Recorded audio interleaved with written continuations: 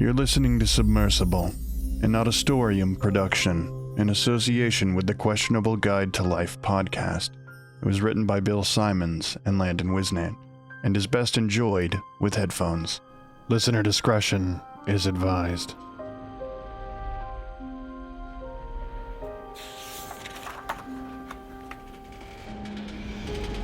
It was Voltaire that said, "Madness is to think of too many things in succession too fast, or of one thing too exclusively."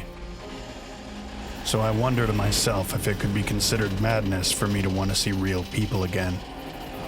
Is it madness to think about fresh air? To think about the glow of my boy's eyes when I see him again? If I see him again. How old would he be now? Has it been days? Weeks? Years? Steel walls underwater make time but a concept. No day, no night. Just creaks and groans like death throes of titans in the deep. It may be madness to keep a journal this far beneath the sea. Yet, here we are. 10,000 leagues under a bottle of gin. I'm an explorer. I was an explorer. And I am not completely alone. At least, not alone in the way of a psychopathic delusion. But we'll get there. It started as an experimental expedition. Jonathan Tull, a friend of mine and a brilliant mind I'd explored the world with, and discovered a book titled The Divine Fate.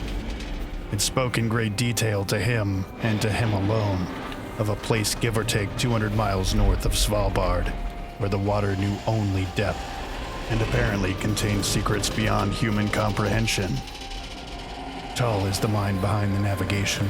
He could give more specific coordinates than I can. And as cryptic as that was, Tull chased. It's still a mystery to me how it only took him 6 months to find it.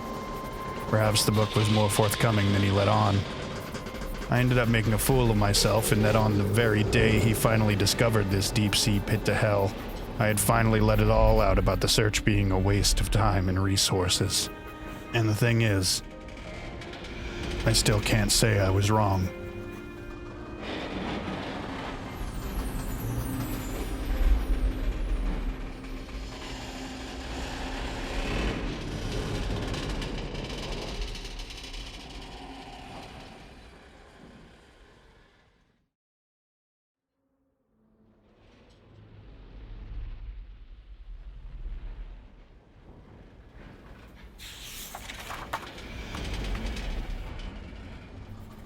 It's day... I don't know what day it is. But I think it's time I started explaining what's happening. And at the center of everything is Jonathan Tull. Tull was always thinking steps ahead of his next. That was something I'd always admired about him. But it also made me wary of my own dwindling usefulness. He'd designed, at great personal expense, a submersible that could carry a crew of 4 to depths miles below the ocean. It was a true marvel, but one he could afford. It contained 4 rooms. 2 were living quarters and the third was a common room of sorts. The remaining room was for control, so it may descend further when the ship's winch released it. When he invited me aboard as one of the 4 in the expedition, I initially recoiled.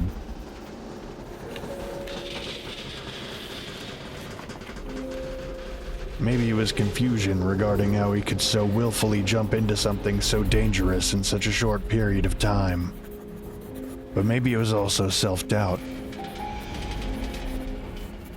I always ask myself why me when I'm offered something.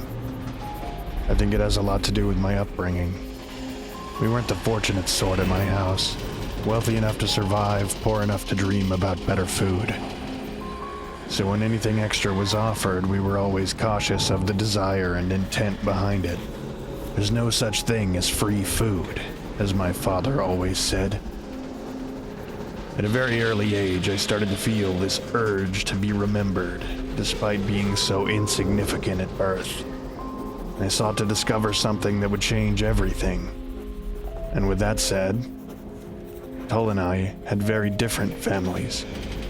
The only thing he ever wanted for was knowledge of the unknowable, and that thirst would never be sated. These things are what brought us together. In his life, he had no interest in his parents' businesses and sought out inventions to help him answer his questions. In truth, though, Jonathan Tull was one of the richest men in the world.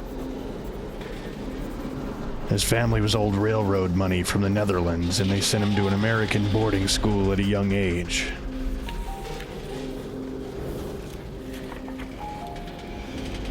The same boarding school where I used to shine shoes. He changed his name to Tull, though I never asked why. I have my suspicions. Coming from dirt, my experience is that family tends to stick together. I guess it's the opposite for people who are flush. But money wasn't his concern. It was all inherited. It's not to say he didn't care, though. His favorite question was, but what if there's something out there that can fix that? With this general goal in common, we were fast friends. As looked down upon as it was for a man of his high birth to feed a stray, which is how our friendship was described by one of his classmates.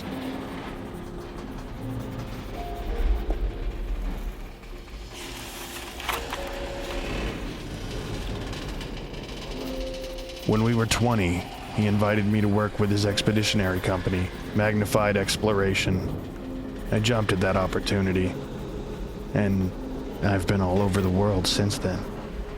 But this from a distance, felt like it was going to be the big one.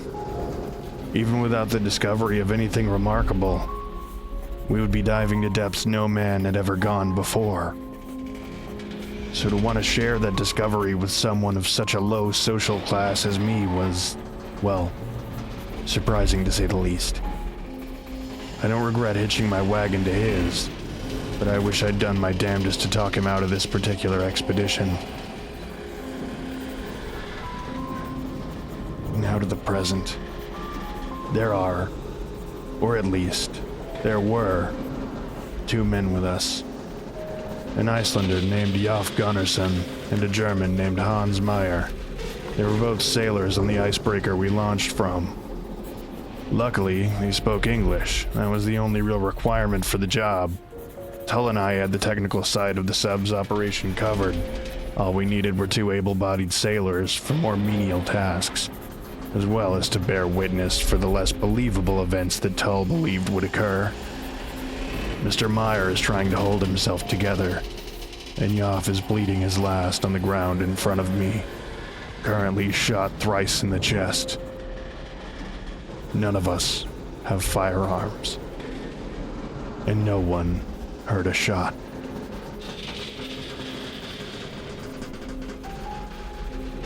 I say currently, because this is not his first cause of death.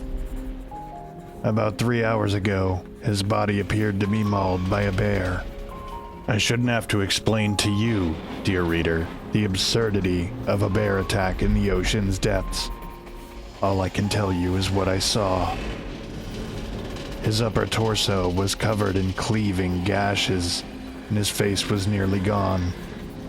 I remember hearing as a kid that bears go for the head first when attacking humans, and this one must have. There was one eye showing through the mess, and that's all that was left. The rest of his face being little more than a pulpy red cavern. The only reason I could say for certain it was him, apart from the fact that the other 3 crew members were present and accounted for, was because I recognized the Nordic runes tattooed on his knuckles. For a moment, I could have sworn I heard the beast myself. Tull and Meyer were examining the wreckage that was once a handsome young man, when suddenly it changed. I can't prove this, but I'm convinced that the body can only change forms when it's not being directly looked at by another.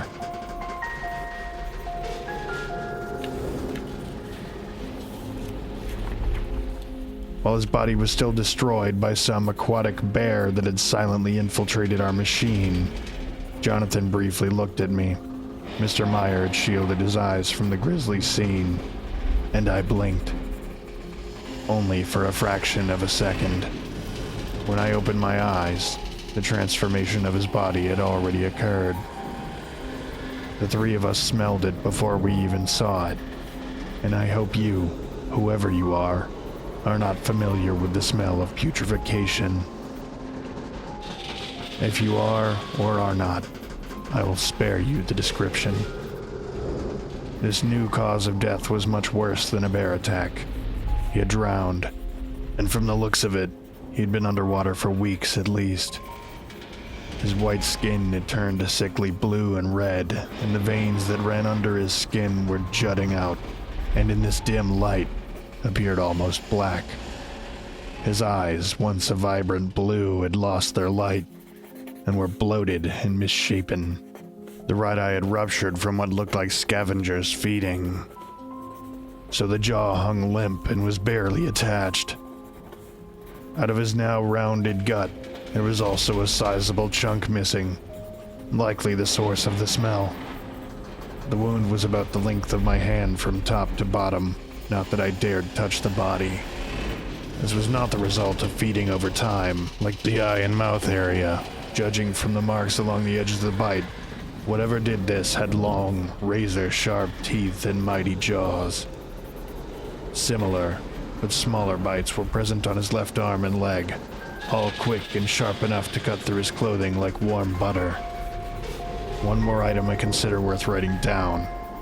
The right leg of his pants had been torn by a powerful force, and the bruising on his skin looked as though something had pulled him down from underneath, something with opposable thumbs and sharp claws.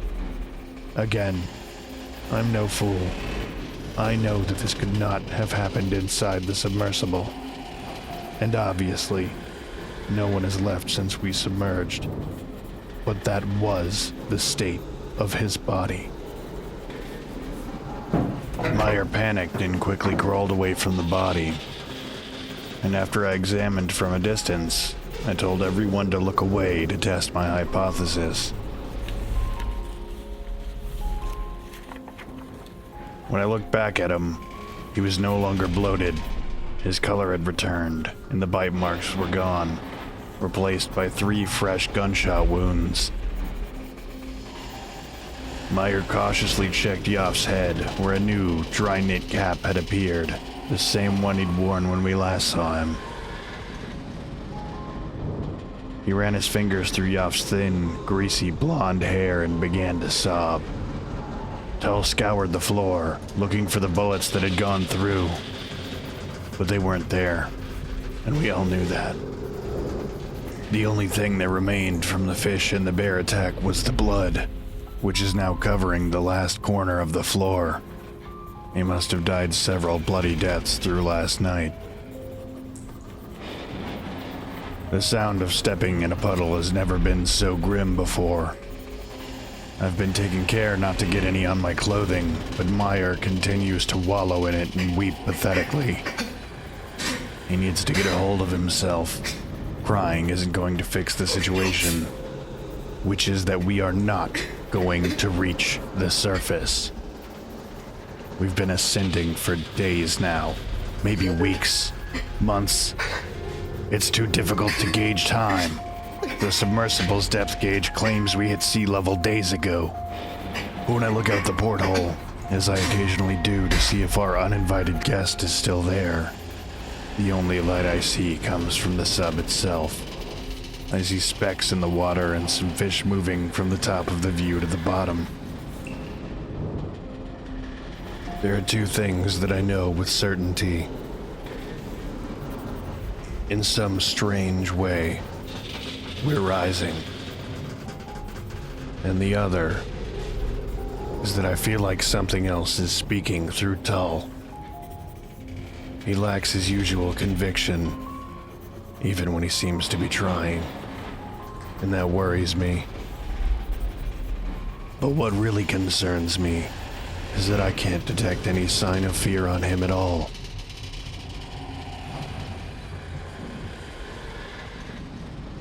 Well, in Yoff's defense, I've seen him look worse. Salem. What, would the great Jonathan Tull rather die by a bear attack or drowning? I would take silence over comments like that. Not much chance of that with the German losing his mind over there. Mr. Meyer, snap out of it. I'm sure Yoff was a great man, but this isn't helping anyone.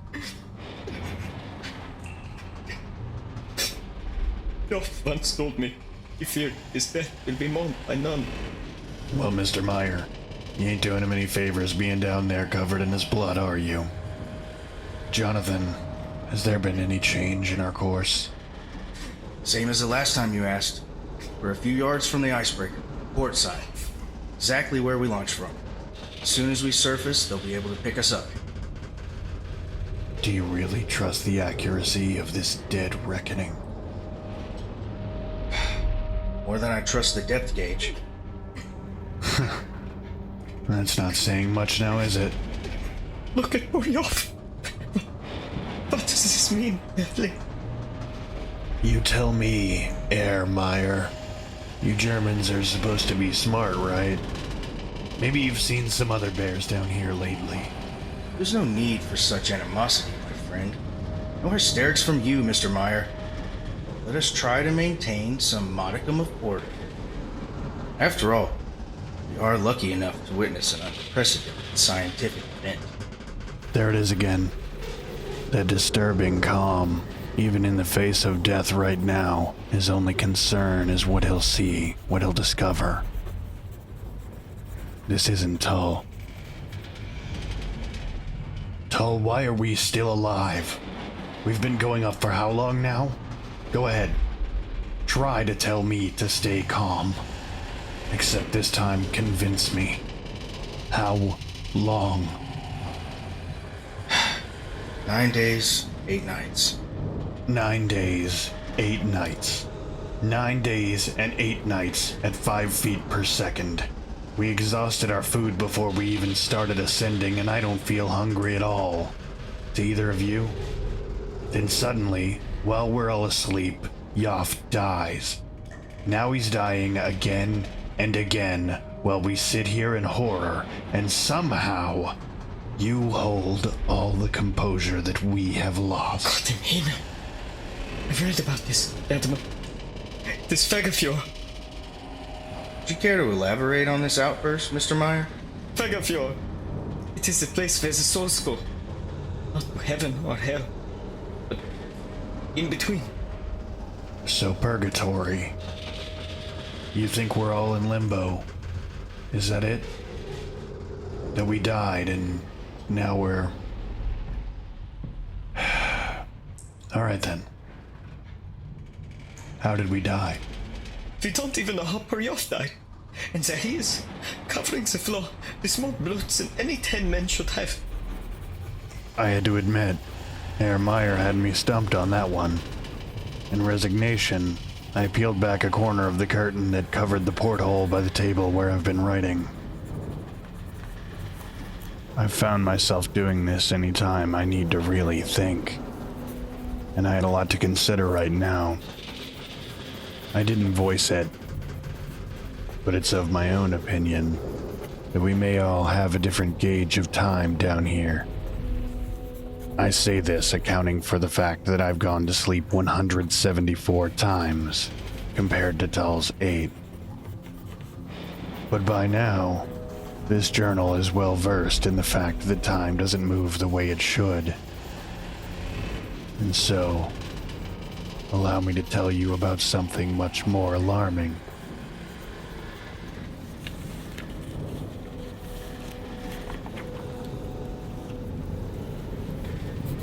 Some of the fish that I've seen out there,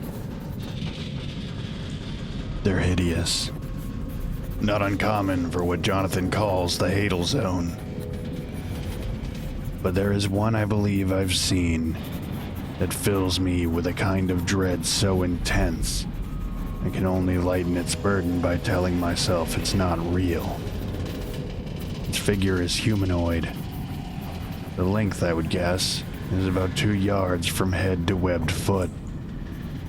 And the thing has a light dangling from its forehead like an anglerfish. The light allows a look at its wide mouth, out of which dozens of symmetrical, needle-like teeth emerge. The light shines through its orbicular eyes and out all sides of its translucent skull. It has several fingers on the end of its arms with a webbing between them and claws that glint in the light of our machine.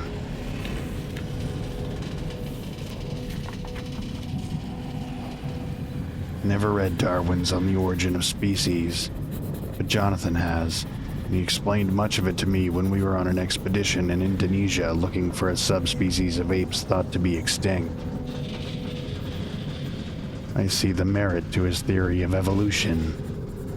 Looking at the basic shape of this monster, 2 arms, legs, eyes, it occurs to me that the creature might be a deviation on the evolutionary path which links primates. Perhaps this was the original form, and we owe our lineage to creatures like it. I shudder at the thought. It moves by lifting and lowering its legs together with its arms by its sides, and it orbits our submersible every 80 seconds, give or take 5 every time I've employed my stopwatch. I did not tell Jonathan or Meyer about it, and I didn't ask them to look out the window. Though, Jonathan's eyesight is better than mine with his spectacles, and he could describe it in much more detail than I could. But the last thing I want is confirmation that this monster is, in fact, real. I prefer to believe that I'm hallucinating or going mad than to be faced with the fact that these monstrosities pollute the ocean. In the back of my mind, I'm convinced this creature is responsible for Yoff's drowning. Though I know that that's an impossibility. What could you possibly be looking at out there, Flint? Just worry about keeping your eyes on that corpse, Mr. Meyer. I'm curious myself, Salem. Seen you peering out that porthole and shutting the curtain like you've seen a ghost. Both of you, stay over there. I made sure to turn my gaze to the corpse and not blink while my 2 crewmates carelessly looked out the window. To my relief, Yoff was still shot, not decapitated or castrated, or both. I lifted my stopwatch so I could see the time without taking my eyes away from poor Yoff. 78, 79, 80, 81. My God! What kind of monster is this? Tull, Flint, you know what that is? My God. Remarkable. I've never seen such a beast. Isn't it remarkable? Remarkable? It's an abomination, Tull. A devil. When did you first notice it, Salem? I first saw it yesterday, and it's been circling us ever since. Why didn't you tell us If yesterday? you're done looking at the fish, I really need to blink. That devil proves it, gentlemen. Do you not see? They have left the living. My wife. My body. They will never find it. Mr. Meyer, that was no devil. Now pull it together and look at the corpse. I need to blink, and I don't want Yoff changing again. I'm looking at it, Salem. Thank you. Was that really so hard? You think I've forgotten my question, Salem? I don't know. I don't know. I thought my eyes were playing tricks on me at first, and then I guess I didn't want you to panic. But I guess that didn't really pan out, considering you haven't worried at all since the start. Look at the German. He's panicking. I am not panicking. Oh, but you most certainly are. This is your fault, Tull. I beg your pardon, Mr. Meyer? We are damned. Damned! And it is all because of you. I heard you tell him This was a bad idea, Flint. You tried. You weren't forced into this, Mr. Meyer. Magnified Exploration paid you to be here. And paid you well. Not well enough. If I had known that... None of us could have known. Why do you take his side? He has killed us. Because he pays me. Clearly there's a lot you don't know about Americans. Rather than lose our heads, let's take a moment and summarize what we know. Mr. Meyer, please keep your eyes on Yoff. Salem, you do the same. Right then. Outside of this machine, we have a visitor who, for the moment, has shown no malicious intent. I might add that the hull of this vessel is composed of iron, copper, and lead, and will not be penetrated by gunfire, let alone the claws of a fish no bigger than a man. John Philip Holland himself oversaw its construction, and I'm confident... Yes. And what about Yoff? What about Yoff? Why do you ask me to look at poor Yoff's body? Haven't you put it together yet, man? The body has only changed when none of us are looking at it. Perhaps this means he could come back. Yoff's gone for good, Mr. Meyer. That's the one thing I'm sure of. I know the two of you are friends, and I'm sorry. If I were to hazard a guess, he died of natural causes at some point in the night, and whatever force we have happened upon in this abyss is causing this phenomenon. What do you think, Salem? Sure, yeah. It all sounds fine to me. Real fine and dandy. You sure seem to be holding everything together pretty well for someone in this situation. I don't suppose that book mentioned any of this? What? You heard me. The book, The Divine Fate, by Alabaster Clementine. You should have left it right where you found it. Don't you bring the book into this! Well, I'll do as I damn well please, Jonathan. If it were up to me, I'd jettison the damn thing. I know it led us here. What if it wanted you to take it here and leave it? Maybe this is where it's supposed to be. Never known you to be a supernaturalist, Salem. A bear attack miles below sea level will do that, Jonathan. The way I see it, either that book is leading us to our deaths for no reason, or it wants to go back to where it belongs. Once we've delivered it, we are no longer necessary. And if this really is the closest point to the center of the Earth, as you say, then why not here? I'll not part with that book, Salem. You know what I had to go through to get that? It belongs to me now. What book is this? No, you belong to it. And it will get us killed. Mr. Meyer, keep your eyes on that goddamn body. Yavo, but if I may... What's your fixation on the book, Salem? My fixation? What is my fixation with a book that you keep telling me is leading us to some grand secret in the deep beyond? The Divine Fate? It's a book with no words? You read the book? There was nothing to read. It was all blank. You're an experienced sailor, Mr. Meyer.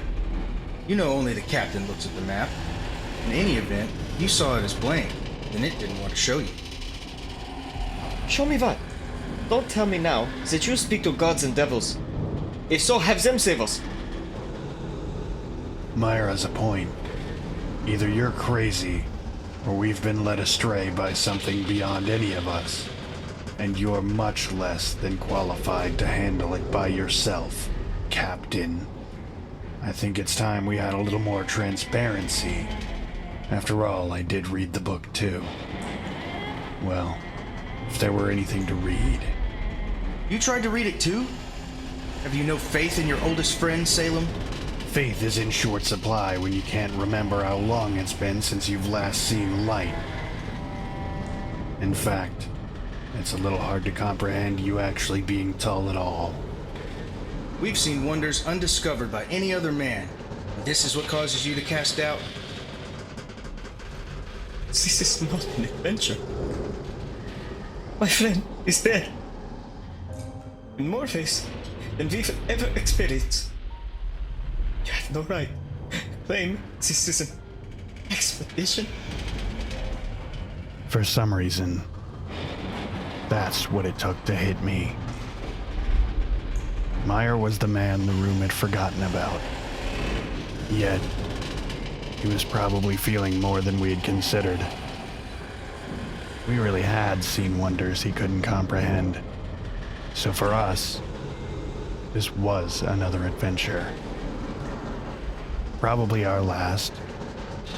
But for him, this was hell. It was supposed to be good money. Money he and Yoff could live on for a considerable amount of time. Now it was just Meyer waiting for death alone with two strangers. None of us wanted to confirm his fears. But he was right. His body would never be found. And we would die famed adventurers. Everyone's expectation is that we would die against impossible odds. He was just an extra hand. To be honest, he wouldn't even make it into the book about us.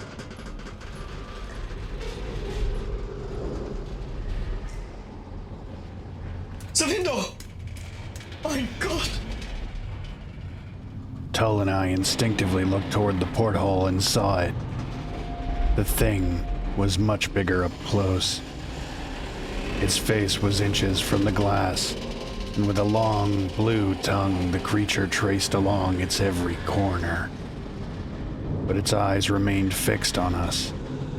It reminds me of once when Jonathan and I were traveling in the Gobi Desert. We were out of water and being stalked by a bearded vulture who was sure we would drop dead soon.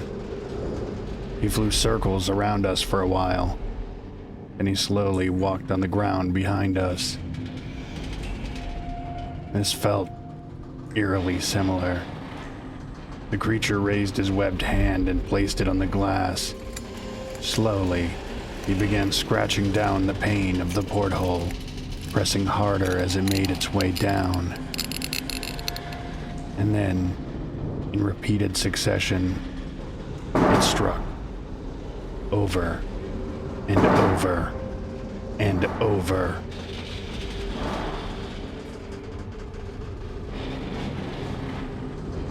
Salem. It felt like my blood had run cold. Tull and Meyer were gone. I had only looked away for a second. I had made the mistake of letting everyone out of my sight. Salem. I turned to look at the bullet-riddled corpse lying on the floor, but instead, a cadaver raised on its knees met my gaze. Why didn't you help me? You're not Yoff. That's not his voice. Why didn't you help me? What are you? Have forsaken me. You can't blame me for this. Then help me. I couldn't comprehend what was happening. What sin had I committed that bound me to a hell like this? My head began to throb with a dizzying, beating feeling. I raised my hands to my face and was met with droplets of blood. It was coming from my eyes.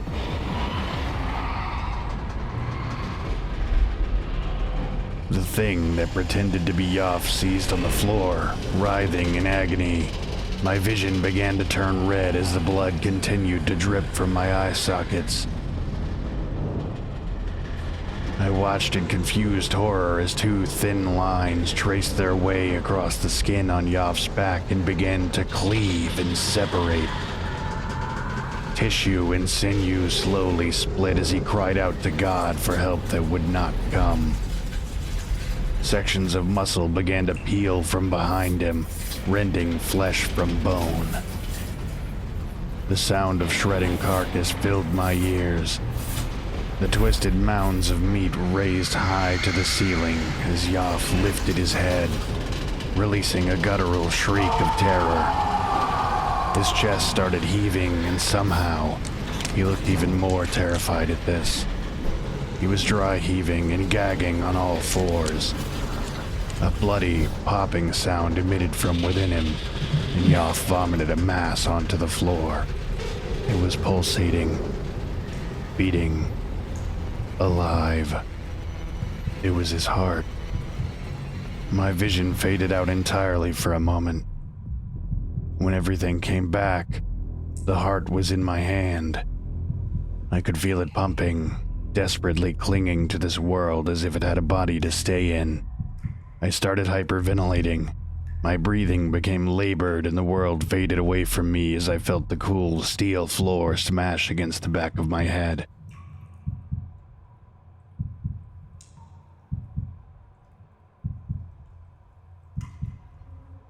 Salem. Salem. Salem! Tull and Meyer were standing over me, but I couldn't quite register anything but the image of Yoff stained into my mind. Who's watching the body? Mein Gott! I leaned up as best I could, still returning to reality, if that's what this was. Between my two crewmates, I saw him. Poor Yoff. It had come true. He was hanging from the overhead. A length of black rope joined his wrists together over one of the pipes. He was naked, facing away from us, and his back had been torn open with surgical precision. His ribs had been severed from his spine and jutted out, and the skin had been stretched out to his sides with cords that wrapped around his raised arms like the wings of some horrible, demonic angel. I wanted to tell them to look away, make him change again. Anything would be better than this. But we couldn't turn our heads. And then it was too late.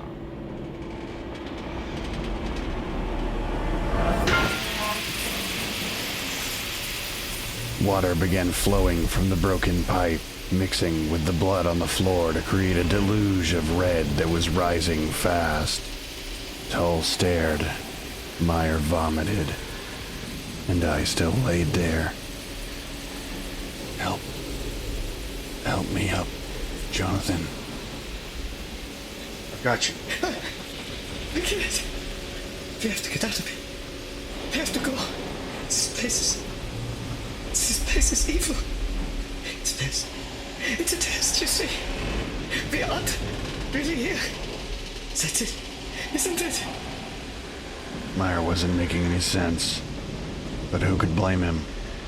He'd finally been broken. Now it wasn't going to be so easy to snap him out of it. Help me with the hatch. We can be free from this horror. He ran for the ladder and started climbing. I barely had the energy to stay awake, let alone move. I could hear him struggling with the wheel on the hatch. If we really were at the bottom of the ocean, the pressure would be far too great for him to open it. But I didn't know what to believe anymore. And then, to my surprise, I started to hear the creak of the wheel turning. Jonathan, if he's able to open that hatch, we're dead. Stop him. He didn't say a word. He just walked to the ladder, then looked up. Listen, we've almost got it. Ertu! I'm going to save us. You'll see. Tull reached up and grabbed him and pulled him down forcefully. Meyer fell and hit his head on the corner of the table where we ate our meals. and he laid there for a second, his head propped up against the table. And then the water and the blood started to rise and slowly covered his face. And once it did, no bubbles came up. He hadn't noticed it yet, but the divine fate was floating just below Jonathan. Well, I think Mr. Meyer is no longer with us. And I think my notes here are finished. I've murdered him, Salem. I know you, my friend. Now's the time where you try to convince me that it isn't my fault. You would have killed us all. I saved your life. Well, it's not going to work. No, I wouldn't try to tell you that. You murdered him the second you met him. Not just him. You murdered Yoff, too. And myself. All because of that book.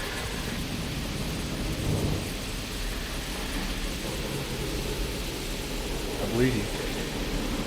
You want to say, I told you so, don't you? Go ahead. Say it again. You've earned it. Well, go on. Let me have it. You told me that book was evil a long time ago, but I wouldn't listen. I was too damn proud. I see that now. Come on, Salem. Say something. Please.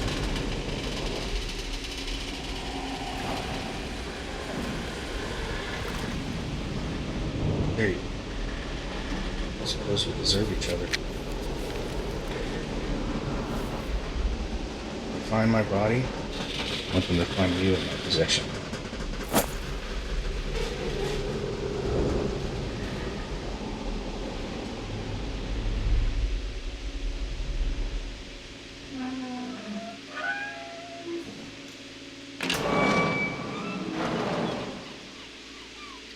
Welcome back, Mr. Tull. I hope it was a successful... Mr. Tull? Mr. Miller, give me a hand in here.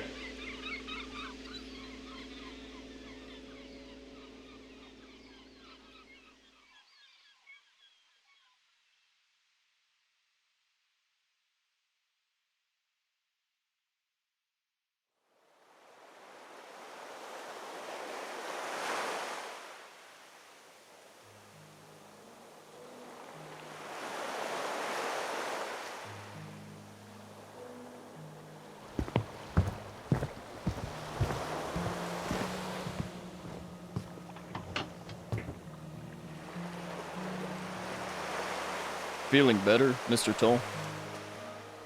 Much better, Captain. If you need to sleep, your quarters below deck are prepared. I don't think I'll sleep for quite a while, Captain. Mr. Tull, I have questions. As do I, Captain. Who all has been in the sub? Since you resurfaced? Just Miller and myself when we fished you out. Water inside is being pumped out. Then a thorough examination of repairs necessary will be made. The outside took a heavy beating and we found what looked like claw marks on the bottom and sides. I've already given the order that no one goes in without me. What did you see while you were in there? Tell me in detail. I no longer trust my own eyes. All right, Mr. Tull. After we brought you out, I went back down. It was hellish. There's about 4 feet of water that looked a mite red. I found the body of Hans Meyer. He appeared to have died from a broken neck. I also found the bulk of a body who I believe to be Gunnarsson, but his corpse is, well, heavily mutilated. It was like Who else? I did not find Mr. Flint. He's not on my ship, I know that. Pardon my saying so, sir, but it's as if he just disappeared. Do you know what happened to him? Under all that pressure, there's no way anybody could have opened the hatch. Captain Shaw, how would you like an extra $200 a week in salary? I would, sir. Good. This raise comes with a few responsibilities. First, you will keep anyone from going back into the sub. Second, Mr. Meyer mentioned he had a wife. I would like to know her name and address. She and any children will be taken care of. The same goes for Yoff Gunnarsson, if he had any family. I'll see to Salem Flint's son personally. I'll do that, Mr. Tull. Third, come nightfall, I want you to send the sub back down, as close to the target site as you can. Sir, just from what I saw, the submersible is in dire need of repair. It'll be weeks or even months before This will be called a one-way unmanned expedition. The 2 men aboard will go down with it and be given a burial at sea. If you've a chaplain aboard, he can say a few words. No one else can be present. I see. There's gonna be a lot of questions. You're the captain of this ship, and besides that, you're being paid extraordinarily well not to answer them. The submersible was a very expensive piece of machinery. It's not my business, but I would think even the salvage value... I'm a very wealthy man, Captain. I can stomach it. Just do your duties. Yes, sir. Lastly, take this. Drop it down the hatch. What's in here, sir? A book. Don't open it. Don't even touch it. Just drop it in, and then have the hatch welded shut. Understood. You think I'm crazy, don't you, Captain? I've worked for many explorers and found that they all are, to some degree, Mr. Tull. But perhaps you're a bit more superstitious than most. Try to get some rest. One last thing, Captain. Sir? How long were we down there? You submerged yesterday at dawn, sir. Yesterday. I see. I've heard it's easy to lose track of time in one of those machines, Mr. Tull. Won't catch me in there. Good day, Mr. Tull. Good day, Captain.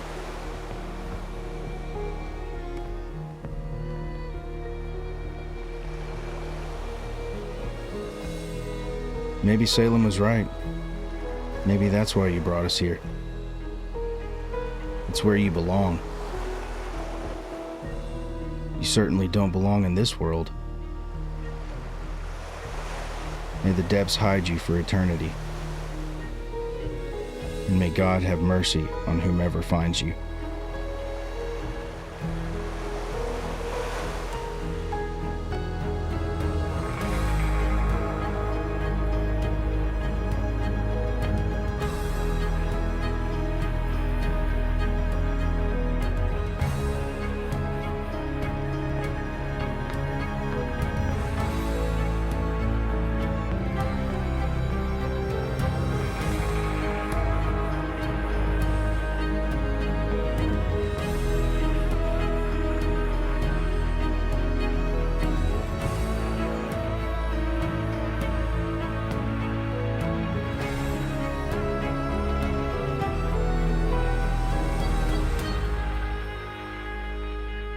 You've just listened to Submersible, Audistorium's first production.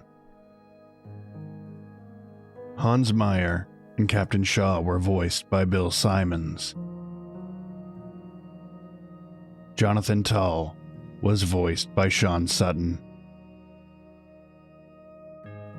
It was written by Bill Symons and Landon Whisnant, and audio engineered by Landon Whisnant. And because I don't want to say my name 200 more times, a lot of the other hats were also worn by Landon Whisnant. Thank you so much for listening, and the amount of support we've received from people throughout this entire project has been amazing. I have a few people I'd like to thank from the audio drama community that have helped me so much without even knowing it. And they might be surprised to hear their names, but you've all been wonderful resources. And by finding their work, you can learn just as much. And I hope I did all of you proud. This was very hard, and my bank account is on life support, and it's not perfect, but it was all super worth it. I never thought I could pull something like this off. Anyways, I want to give special thanks to the following people who you should be paying attention to. Talmanier, a phenomenal sound designer and overall motivator in me getting into audio engineering to begin with. Jared Carter, creator of Desert Skies, for always being a constant source of positivity. Wayman Alexander and the entire Liminal Lands Discord. You are all lovely. Newt Shuttlecotty, especially for Mini Marconi's, a podcast about starting in audio fiction. I'd also like to thank Pacific Obadiah, who was the first young audio fiction creator I ever ran across, and changed my perspective of what's possible for anyone. Jesse Hall, a voice talent that may not realize it, but gave me something to laugh at with our Twitter interactions while I was pulling my hair out working on this at 3 a.m. And of course, I couldn't have done this without Bill Symons and Sean Sutton, who on a whim let me pull them into this mess without warning. You guys are amazing. Thank you for listening. And we hope that you'll join us for more of Audistorium.